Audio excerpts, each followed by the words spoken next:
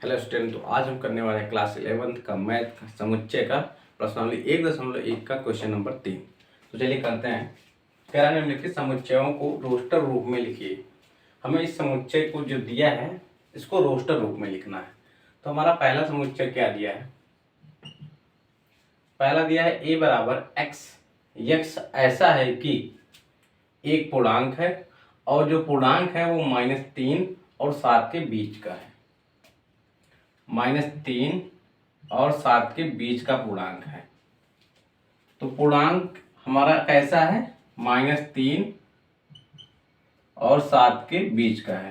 तो -3 के बाद क्या आता है? -2, फिर -1, फिर 0, फिर 1, 2, फिर 3, फिर 4, फिर 5, फिर 6। तो हमारा -3 और 7 के बीच का पूर्णांक कौन कौन सा है? -2, -1, 0, 1, 2, 3, 4, 5 और 6। तो यहाँ से हमारा इसको रोस्टर रूप में लिखेंगे तो कैसे लिखेंगे? -3, इसको छोड़ेंगे, -3 और 7 के बीच का बोला है, 7 और 3 को नहीं लेना है इसमें। तो -3 और 7 के बीच का पूर्णांक कौन कौन सा है? -2। रोस्टर रूप में हम अवयवों को कॉमा लगाकर लिखते हैं।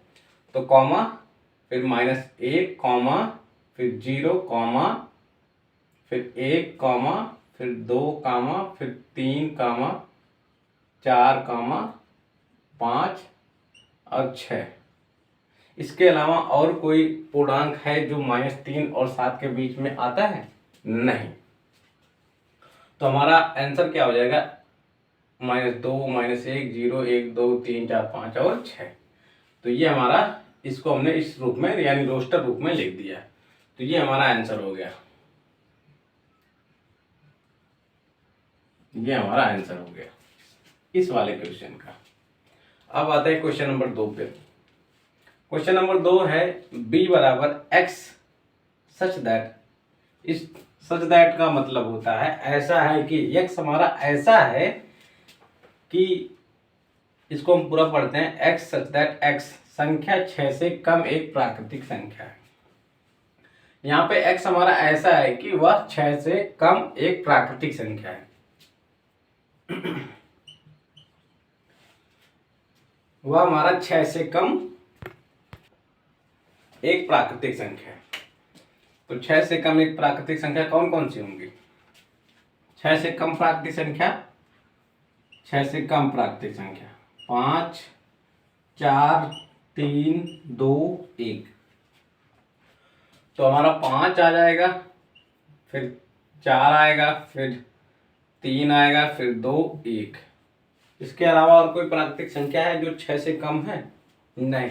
यहाँ पे हमारी यही 6 से कम प्राकृतिक संख्या है। तो ये हमारा आंसर हो गया और इनको हमने रोस्टर रूप में लिख दिया।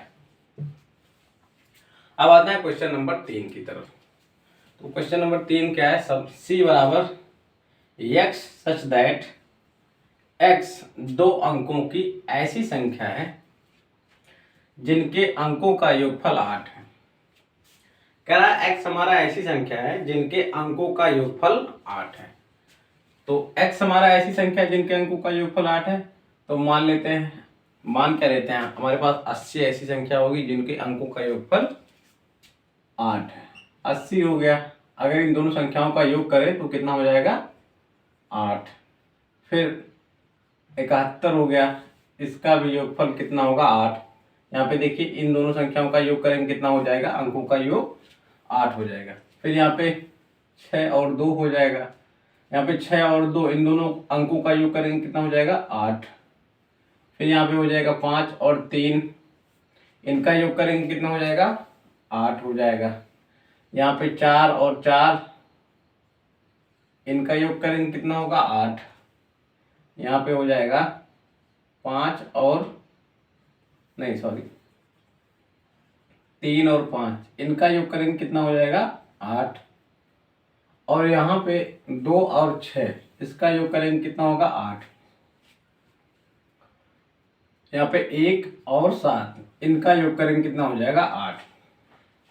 अब यहाँ पे 0 और 8 नहीं ले सकते हैं क्योंकि 0 और 8 ये 2 अंकों की संख्या नहीं, इसको केवल 8 पढ़ते हैं। इतना क्लियर है आपको? तो हमारे पास ऐसी कौन कौन सी संख्याएं मिली हैं?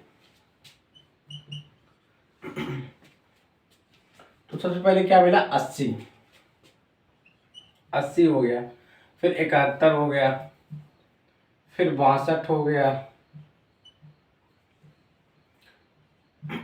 53 हो गया, फिर 44, 35, 26, फिर 17। ये हमारा आंसर हो गया। अब बढ़ते हैं क्वेश्चन नंबर 4 की तरफ। तो क्वेश्चन नंबर 4 कह रहा ई बराबर ट्रिग्नोमेट्री शब्द के सभी अक्षरों का समुच्चय। इसका जो समुच्चय बनेगा उसको हमें रोस्टर रूप में लिखना है। तो यहां से ई बराबर हो जाएगा, रोस्टर रूप में हम अवयवों को कामा लगाकर लिखते हैं।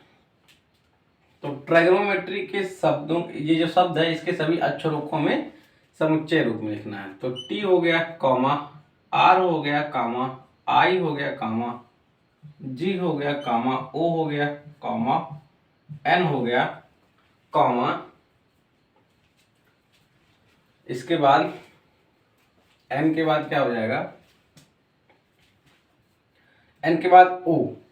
अब रोस्टर रूप में जब हम अवयवों को लिखते हैं तो ओ हमारा एक बार आ चुका है, उसको हम दोबारा नहीं लिखेंगे। जो एक बार आ गया रहता है उसको हम दोबारा नहीं लिखते।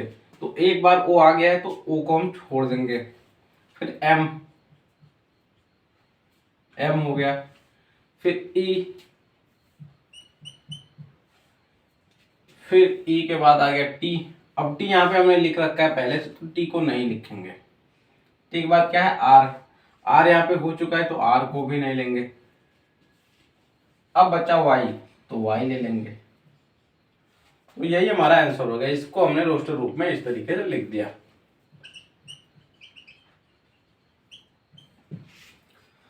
अब लास्ट वाला है,